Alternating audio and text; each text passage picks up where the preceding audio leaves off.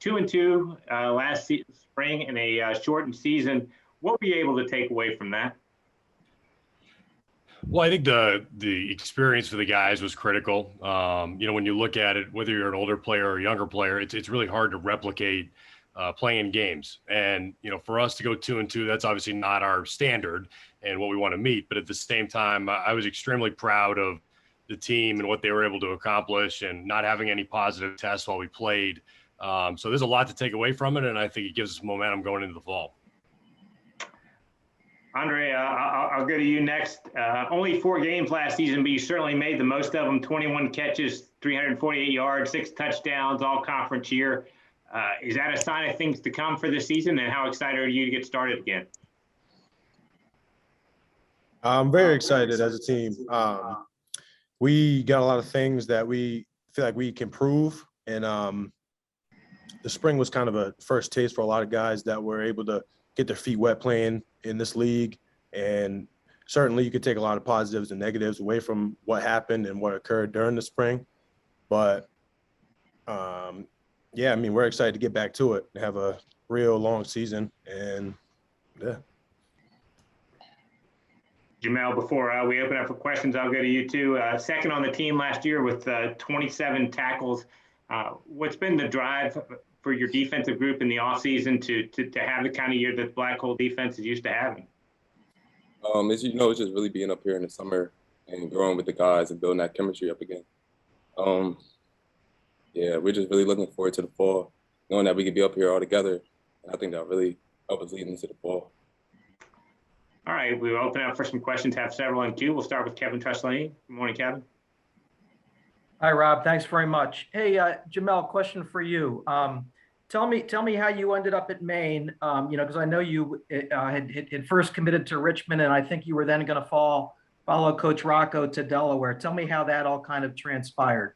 Yeah, well, I'm actually from Delaware, and I grew up in Delaware, and I was committed to Delaware at a point in time my senior year, but the whole coaching staff ended up leaving at that time.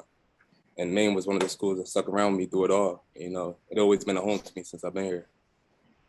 Where did you go to public school in Delaware before you went to St. Francis? I didn't actually go to school in Delaware. I went to school in Elkton, Maryland, first for about 3 years, and then I transferred over my senior year to St. Francis. Before you went to Eastern Christian, though, where did you go into school in Delaware? I never went to high school in Delaware. I went to middle school in Delaware throughout yeah, that's what I meant. Where did you go to middle school? I went to Red Line Christian Academy in Barre, Delaware, till about halfway through my 7th grade year. Gotcha. Eastern Christian. Okay. Hey, Coach Charlton, just kind of tell me what Jamel's contributions have been to your defense this year, or so far, and what you expect from him this year.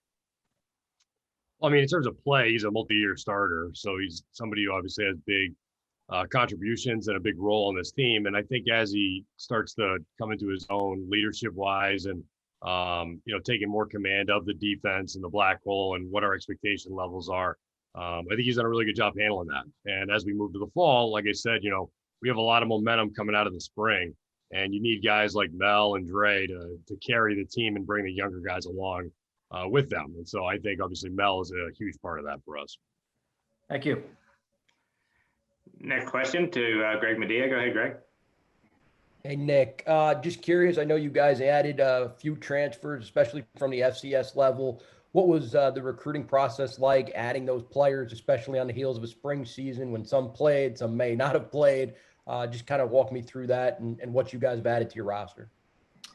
Well, it's going to be different now, as we all know, with the portal and how things are going to work and the process. So, we want to be very forward thinking with that. We're not going to be lost in a time forgotten, basically. There's going to be transfers that you have to look at. They have to be the right fit. That's number one. Obviously we need talented players, but we need guys that fit our culture and who we are at Maine. Maine isn't for everybody. And so for us, we have to really look at the right guys that fit in.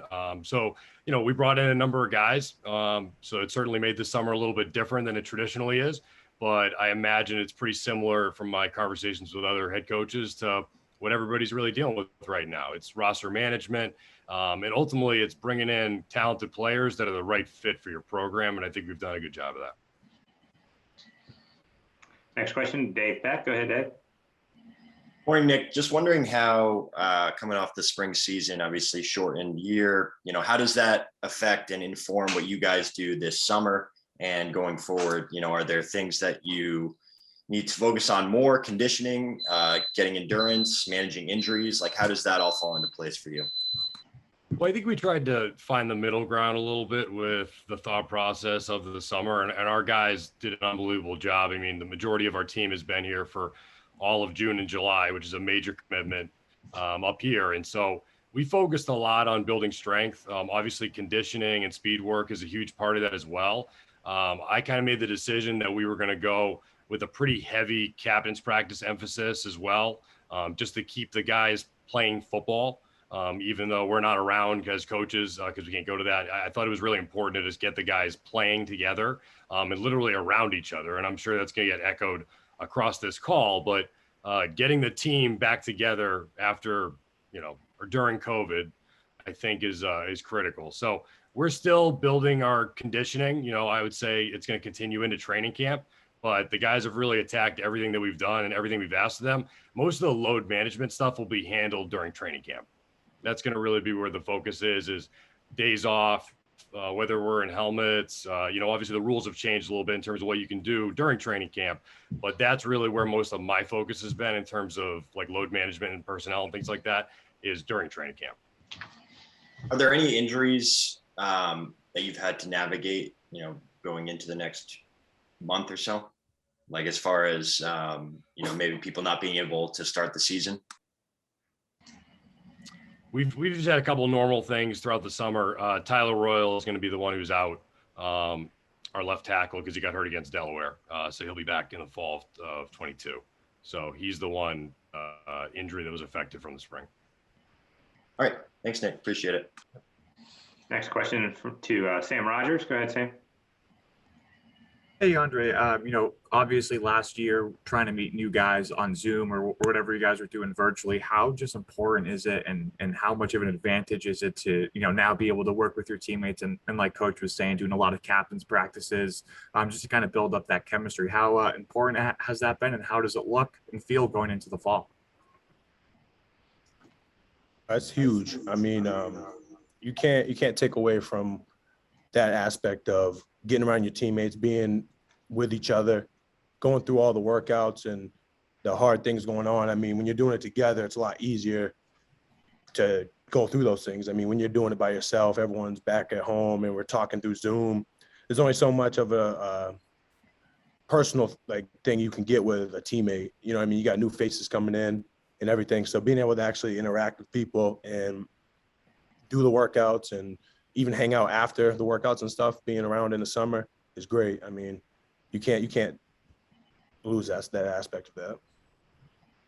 And Nick, just a quick question for you. What was your party message to the team this spring? And did they come back on campus a few weeks ago as you expected them, or did they exceed those expectations? I think they've honestly done a great job. I think we need to continue to build our conditioning, like I said, and that takes time because we tried to be pretty conscious of that, considering what we just went through and playing a season. These guys have missed winter workouts and spring ball was in the fall. So everything was a little different. So tried to be very conscious with those decisions. But, in terms of the team itself, they attack every day. I guess the emphasis for me as head coach has just been building the culture because we've taken a long time and built that very thoughtfully of the guys we bring in here and then ultimately the additions to our team and our culture. And I really think that the pandemic, ideally getting better here, has certainly helped our team just getting around each other. And I know that sounds really simple, but things that are really, really important to our team, like mental health. I mean, you want to talk about last spring and the commitment it took our players to not have a positive test. Well, that meant that they literally went to football and went right back to their rooms. And, that's not really a college experience. So for us, having a little bit of normalcy and the guys getting back here and being excited and ready to attack everything, it certainly has been refreshing and exciting throughout the summer. Next question from Daniel Steenkamer. Go ahead, Daniel. Hey, Nick, good to be talking with you again. This is just a quick one. You said that earlier, Maine maybe not is for everybody, but those facility drawings, mock-ups, renovations that came out over the offseason or in between the spring and fall look pretty impressive. Just what was your reaction to that commitment from the university to the athletics? And to just what are your thoughts on how that will shape up over the next few years?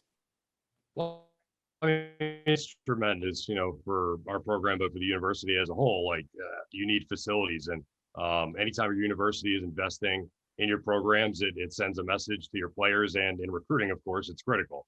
We always say you got to drive by a few schools to get to Maine, but now we have these, incoming facilities that really have a tremendous wow factor. And Ken Ralph, our athletic director, and a number of people with the Alpine Foundation and Seth Woodcock, did an unbelievable job putting that together. And the impact, I mean, just as the players, when we went onto the new turf, it was it was pretty cool just to be able to start that process. So to me, it's all positive momentum, and I think facilities certainly just supplements that for your program. Before we let you guys go, just one more for both Andre and Jamel. Just guys, after just kind of talk to the group a little bit about how tough it was. Coach touched on it to go through last season and how excited you are to get going for this fall. Yeah, last season was definitely real tough going through, knowing that no game was promised. And now that we have a full upcoming season, a full summer to prepare and grow as a team and as an organization, yeah, we're really excited for the opportunity. Yeah, I mean, Mel touched on it a little bit. Yeah, my fault. Sorry about that. Yeah, I mean, basically, I'm sorry, what was the question again? I forgot. Yeah, just about how tough it was to go through all the testing and all the unknowns of last season, and how much you're looking forward to this fall. Well, we're really excited. I mean, having our last 2 games canceled, we kind of got left on the short end of the stick, but we're definitely looking forward. September 2nd coming. I mean, there's a lot of days we got to worry about before that, but really we got a lot of we had a lot of good success for the most part in the spring, and we look to continue to keep improving on that. So. All right. Well, Nick, Andre, Jamel, thanks so much for taking time with us here this morning, and good luck this season. Look forward to watching you guys in action. Yeah, thank you for having me. Thank you.